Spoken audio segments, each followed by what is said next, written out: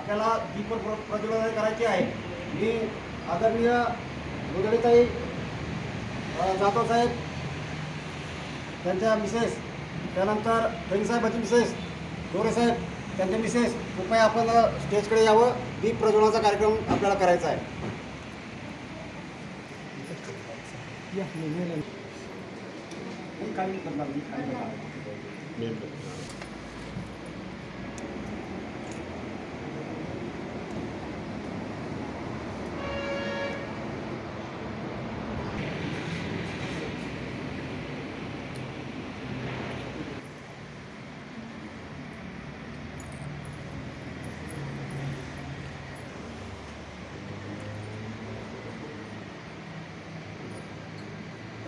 विनंती करतो।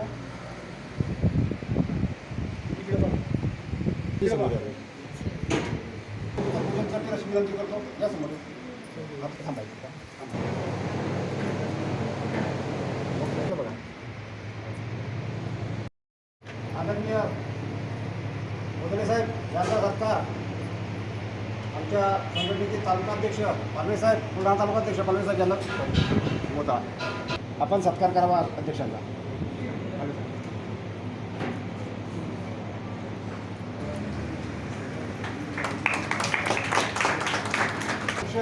आदरणीय साहेब यांचा सत्कार आदरणीय श्रीसाट साहेब यांना विनंती करतो आपण अध्यक्षांचा सत्कार करावा।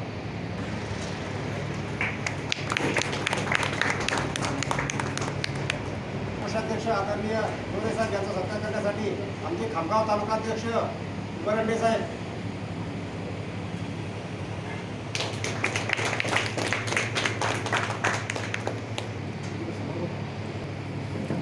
अध्यक्ष आदरणीय श्रीसाट साहेब यांचा सत्कार प्रमुख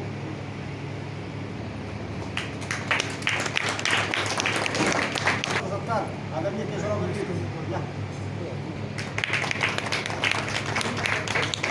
आदरणीय जाधव साहेब,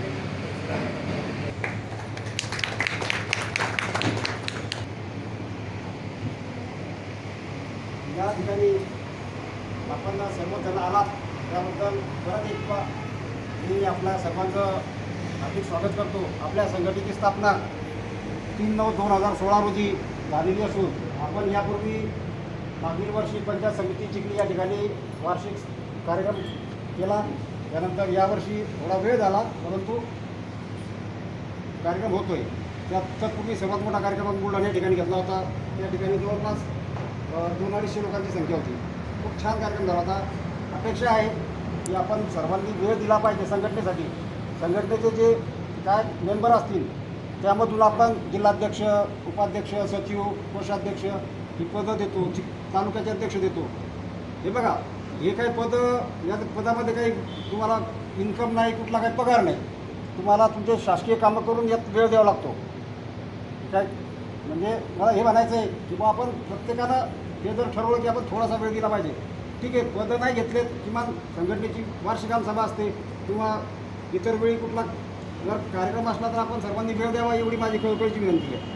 मी सांगू इच्छितो, आपल्याला बरेच तालुक्याची पदं भरायची आहेत। जिल्ह्याचे आपले उपाध्यक्ष साहेब हे सेवानिवृत्त झाले, त्यामुळे आपल्याला त्यांचंही पद भरायचं आहे।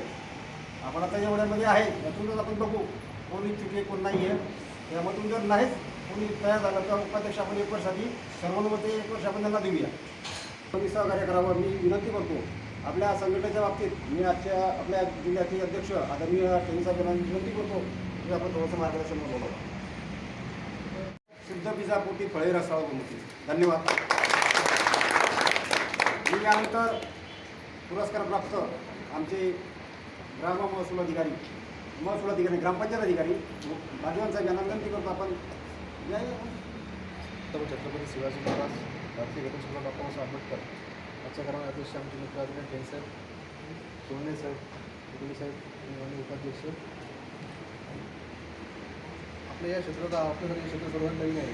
आपण सैन्यातून निवृत्त होतो आणि आपल्याला आपली जे कोरीपाठी असते तर आपल्याला काही जे असतं जे प्रशासन असते प्रशासनामध्ये कळत नाही, परंतु या प्रशासनामध्ये काम करताना आपल्या कुठेतरी कामाची दखल घेतली जाते आणि मला तरी वाटते जेवढे माझे सैनिक आहेत म्हणजे आता जेवढे माझ्या कॉन्टॅक्टमध्ये आहेत अतिशय उत्कृष्ट चांगलं काम करतात प्रत्येक क्षेत्रामध्ये तलाठी असेल पोलीसमध्ये असतील ग्रामसेवा असतील आरोग्य सेवा असतील प्रत्येक इव्हन सर्व क्षेत्रामध्ये आपले माझे सैनिक 1 नंबरला आहेत. म्हणजे माझ्या माहितीनुसार मी जेवढे माझ्या कॉन्टॅक्टमध्ये आहेत जो आपल्या तालुक्यामध्ये काम करतात मेकर असतात खामगाव असतात म्हणून असतात अतिशय चांगलं.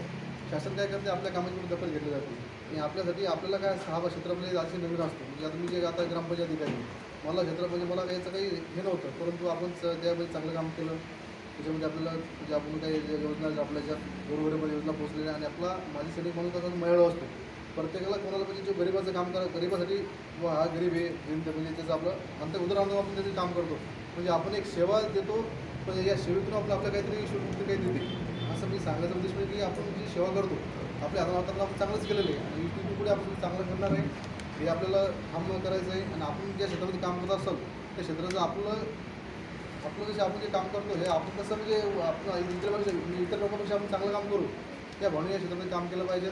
मला या ठिकाणी बोलावलं या ठिकाणी मला सरपंच सत्कार केला आपल्या संघटने शासकीय विरोधी संघटनेच्या वतीने मला सत्कार झाला मी संघटनेच्या क्षेत्राचे आभार मानतो आणि या ठिकाणी थांबतो. जय हिंद जय महाराष्ट्र.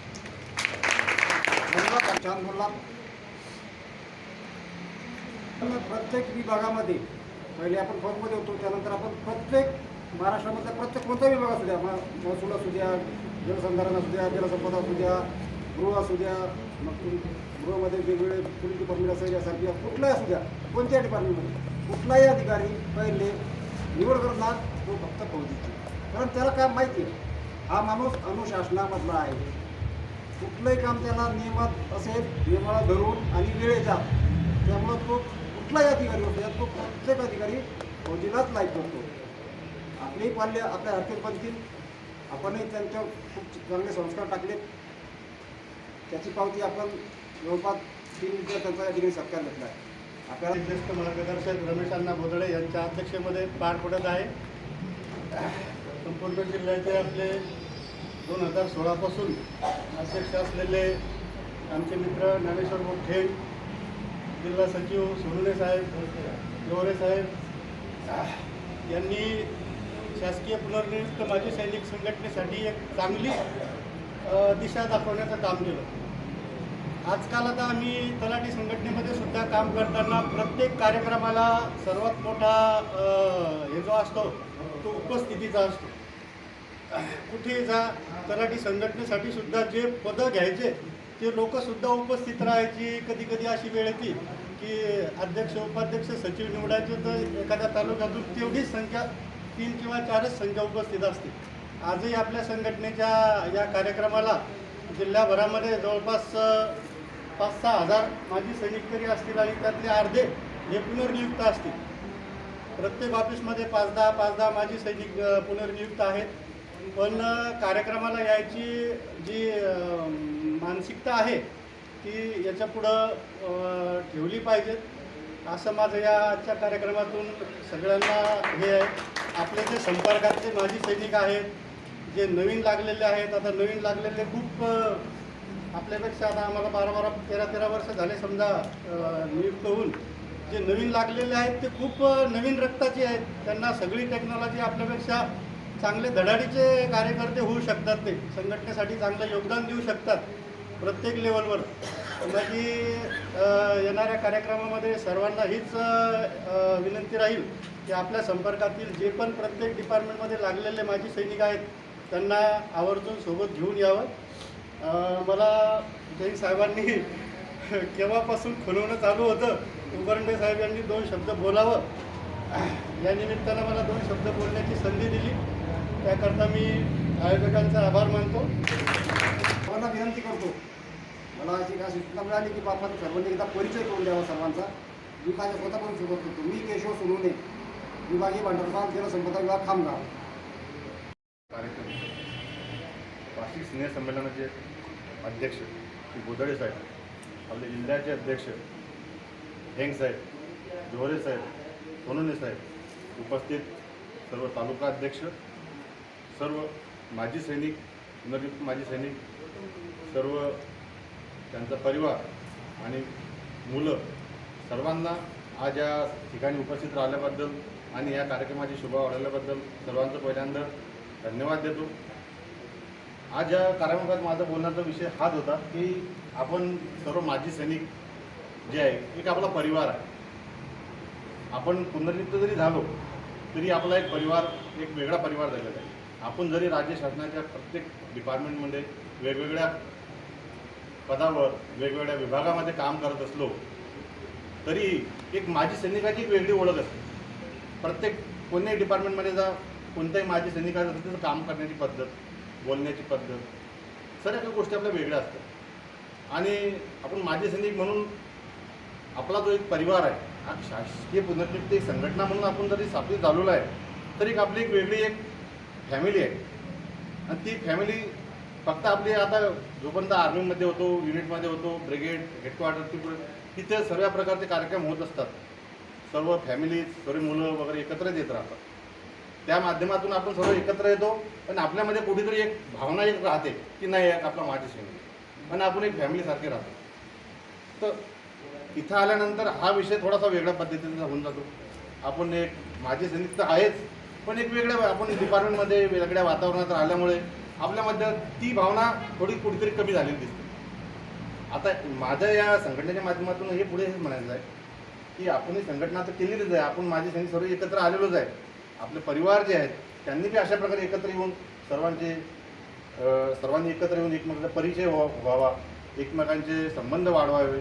आणि तो ज्याप्रमाणे आपण आर्मी युनिटमध्ये ज्याप्रमाणे आपण राहत होतो एकत्रितपणे, कोणत्याही सुखादुखामध्ये आपण ज्यावेळी हजर राहायचो, एकत्रित यायचो, तीच पद्धत आपण या संघटनेच्या माध्यमातून जर करत गेलो पुढे तर मला तरी वाटतं कुठेतरी चांगल्या गोष्टी घडतील. आणि एक संघटनेच्या माध्यमातून प्रत्येक माजी सैनिकामध्ये, त्याच्या परिवारामध्ये एक आत्मविश्वास निर्माण होईल की नाही एक माझी संघटना पण आहे आणि एक आमच्या परिवारातले काहीतरी लोक आहे आपल्या पाठीमागे. कारण की आपण फौजमध्ये आपल्याला साऱ्या गोष्टीचं प्रोटेक्शन राहते. सिव्हिलमध्ये आल्यानंतर आपण एवढे सिक्युअर राहत नाही. प्रत्येकाला काही ना काही इनसिक्युअर आहेच. काही गोष्टी घडतात, काही माजी सैनिकाबद्दल काही पुढे अशा गोष्टी ऐकायला भेटतात, त्यांच्यावर कुठेतरी म्हणजे त्रास दिला जातो बाकी लोकांकडनं, काही हे होते. अशा वेळेस आपले माजी सैनिकांनी पुनर्नियुक्त माजी सैनिक संघटनेच्या माध्यमातून का होईना त्या सैनिकाला कुठून काही ना काही मदत घेतली पाहिजे. आपण सर्वांनी एकत्रित यायला पाहिजे. माझं म्हणण्याचा अर्थ हाच आहे की आपण कुठेतरी एकत्र येऊन आपल्या एखाद्या सभासदाला किंवा आपल्या माजी सैनिकाला कुठेतरी त्रास होते त्याच्या पाठीमागे आपण कुठेतरी उभं राहिलं पाहिजे. यामुळे आपल्या माजी सैनिकांना जो काही पुढे भविष्यात त्रास होतील ते कुठेतरी दूर होतील. आणि दुसरा मुद्दा आपल्या सर्व्हिसबद्दल माझा विचार म्हणायचा होता. मी सिंग साहेबांशी याबद्दल बोललो आहे की ज्याप्रमाणे जे आता नवीन NPS, UPS परत अजूनच्या हे नवीन आलेलं आहे. तर आपल्या माजी सैनिकांना या गोष्टीमध्ये कोणत्याही प्रकारचा फायदा होणार नाही. कारण की तकरीबन 20 वर्षाच्या आतमध्येच तकरीबन माजी सैनिक हा रिटायर्ड होऊन जातो आणि त्याचा फायदा खरोखर आहे 25 वर्षानंतर. तर आपल्या माजी सैनिकांना त्यामधून कोणताही फायदा होणार नाही.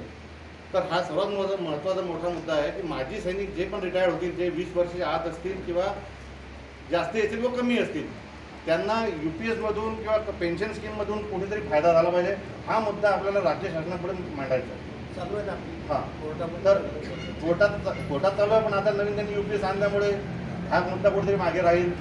तर हा एक सर्वात महत्त्वाचा मुद्दा आपला तो घ्यायचा आहे. तो राज्य शासनाकडे आपण पाठपुरावा करून हा पूर्ण करून घ्यावा. हे माझी संघटनेला किंवा माझ्या सर्व संपूर्ण परिवाराच्या माध्यमातून हे तुम्हाला मागणी आहे. आपण राज्य शासनाकडे पुढे ठेवावा. आणि बऱ्याच दिवसा करायचं ठरलं होतं, परंतु काही कारणास्तव कोणाला काम असतं. हे आता बरीच मंडळी सगळ्यांना माहिती की आपण प्रत्येक विभागात कार्यरत आहे. कोणाकडे काही कामं असतात, मार्चिंगची कामं आहेत, त्यामुळं थोडासा वेळ झाला. हा कार्यक्रम ठेवण्यामुळे हेच होतं की आपल्याला एकमेकांची परिचय होतो आणि ह्या ज्या छोट्या मोठ्या गोष्टी आहेत या सॉल्व होतात. मी एकच सांगेल की आपले पालवे साहेबांनी जे सांगितलं खरंच तो सगळ्यांसाठी कळीचा मुद्दा आहे. म्हणजे आपल्या परिवारासाठी कळीचा मुद्दा आहे की आपल्याला जुनी पेन्शन भेटायला पाहिजे. कारण आपण रिटायर झाल्यानंतर जास्तीत जास्त किती जरी कमी वयात रिटायर झाला तर तो माणूस 18 ते 20 वर्षापेक्षा जास्त सर्व्हिस करू शकत नाही. तर आपले संघटनेच्या राज्य कार्यकारिणीच्या माध्यमातून मॅपमध्ये केस टाकलेली आणि जे आजीवन सदस्य आहे त्यांची यादी आपणपर्यंत पोहोचलेली. माझं म्हणणं एकच आहे की आपण प्रत्येक डिपार्टमेंटमध्ये, प्रत्येक विभागामध्ये तर आपल्या संपर्कात जो नवीन व्यक्ती पुनर्नियुक्त झालेला आहे त्यांना येऊन त्यांना कसं आपल्या संघटनेत जोडवता येईल आणि त्यांचाही कसा फायदा होईल आपल्यापासून. कारण आपण आता जसे बोलडे यांना रिटायर झाले तसे ही सगळी मंडळी कालांतराने 4 वर्ष 5 वर्ष 2 वर्ष रिटायर होणार होती. तर सगळ्यांना आपल्या माध्यमातून पेन्शन कशी मिळेल याविषयी सगळ्यांची तळमळ असायला पाहिजे. तर मी आत्ता मागच्या आठवड्यातच एक गवई साहेब आणि आम्ही गोरे साहेब असे 8-10 मंडळी मालेताईकडे गेलो. त्यांना एक लेखी निवेदन दिलं आणि विशेष म्हणजे महाले साहेब त्यांचे मिस्टर तिथेच होते. त्यांनी त्यांच्या म्हणजे स्वतः सांगितलं की हे जे पत्र आहे तुमचं डायरेक्ट मुख्यमंत्री साहेबांच्या नावाने लिहा. तर गवई साहेब, मी आणि जोरे साहेब तिथे जाऊन त्यांचे जे PA होते मॅडमचे त्यांच्याकडून ते पत्र तयार केलं आणि ते पत्र मुख्यमंत्र्याच्या म्हणजे मुख्यमंत्र्यापर्यंत आपलं पत्र पोहोचलेलं आहे. आणि त्यात आपण ही बी मागणी केलेली की बुवा या माजी सैनिक हे जास्तीत जास्त महाराष्ट्रामध्ये 2700 ते 3000 तर यांना जुनी पेन्शन लागू करण्यात येईल. कारण आपण पुनर्नियुक्त आहे, नवनियुक्त नाही. कारण आपण पहिली सेवा तिकीट सेवा केलेली. आपला मुद्दा हाच मंत्रालयामध्ये बी रेटणं चालू आहे की बुवा आपण पुनर्नियुक्त आहे, नवनियुक्त नाही. त्या माध्यमातून आपल्याला यश मिळेलच असं एक मला वाटतं. तरी सगळ्यांचं आपल्याला सहकार्य असायला पाहिजे. तसेच आपलं 2 मुद्दे महत्त्वाचे होते. एक तर झाला पेन्शनचा, जुनी पेन्शन मिळायला पाहिजे, हा सगळ्यात महत्त्वाचा कळीचा मुद्दा आहे. आणि दुसरा आपली सर्व्हिस जास्त होत नाही, 18-20 वर्ष होते. त्यामुळं दुसरा मुद्दा हा टाकलेला आहे की बा आपल्याला पदोन्नती ही 5-10-15 वर्षात व्हायला पाहिजे. या 2 मुद्द्याकडे आपल्या सगळ्यांचं म्हणजे राज्य कार्यकारिणीचं बी आणि आपलं लेटर हेडवर प्रयत्न चालूच आहे. तरी आणखी आपण आता सध्या आपल्याला योगायोग आहे की चांगला की बाबा मुख्यमंत्री साहेबांचे सचिव, खाजगी सचिव हे आपले मालेताईचे मिस्टर आहेत. ते सगळ्यांना माहिती. त्यांच्या माध्यमातून जर आपल्याला काम झालं तर खूपच चांगलं आहे. तर याच्यासाठी आपल्याला थोडंसं सुट्टीच्या दिवशी पाठपुरावा करून त्यांना भेटून, कारण त्यांच्या मागे ते एक काम नाही, आपल्याला आपलं काम काढून घेणं हे महत्त्वाचं आहे. तर ज्यावेळेस समजा आपल्याला ग्रुपवरती मेसेज येईल किंवा फोन येईल किंवा आपल्याला उद्या किंवा परवा दिवशी मॅडमला किंवा माले साहेबाला भेटायला जायचं, तर मी सगळ्यांना विनंती करतो की आवर्जून सगळ्यांनी जास्तीत जास्त संख्येनं उपस्थित होऊन त्यांना कसं आपले काम त्यांच्याकडून करून घेता येईल एवढं मी सांगू इच्छितो. बाकी तुम्ही इथं सगळे वेळात वेळ काढून आलात त्याबद्दल मी संघटनेच्या वतीनं सर्वांना शुभेच्छा देतो व असेच आपण एकमेकांसोबत यावं अशी मी विनंती करतो. थँक्यू. जय हिंद, जय महाराष्ट्र.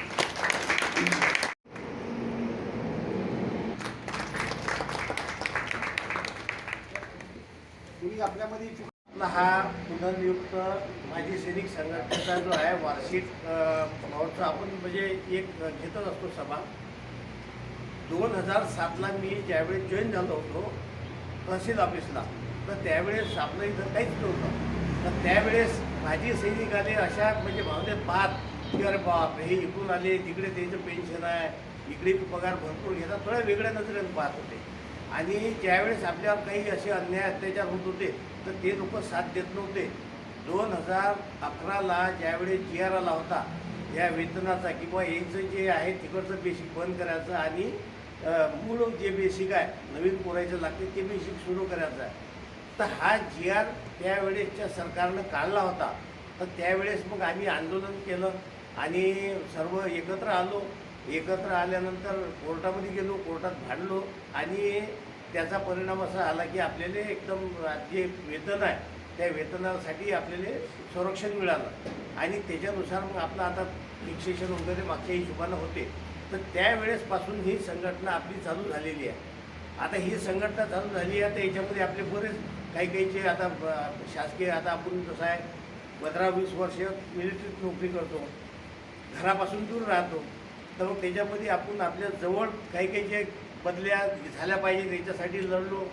ते बी आपण शासन निर्णय म्हणजे हे केलेलं आहे. तर असे भरपूर फायदे आपण या संघटनेच्या मार्फत केलेले आहेत. आता याचे पहिले सांगितले आपले ठेंगभाऊंनी सांगितले, सोनवणे साहेबांनी सांगितलं. आणि ही संघटना झाल्यामुळे आपल्या मोबाईल एक प्लॅटफॉर्म भेटलेला आहे. कारण आपले माजी सैनिक हे प्रत्येक क्षेत्रात आहे. पोलीसमध्ये बी आहेत, पण ते येऊ शकत नाही कारण त्याला वेळ भेटतच नसते. महसूलमध्ये आहेत भरपूर, जलसंपदामध्ये आहेत, आरोग्य विभाग आहेत.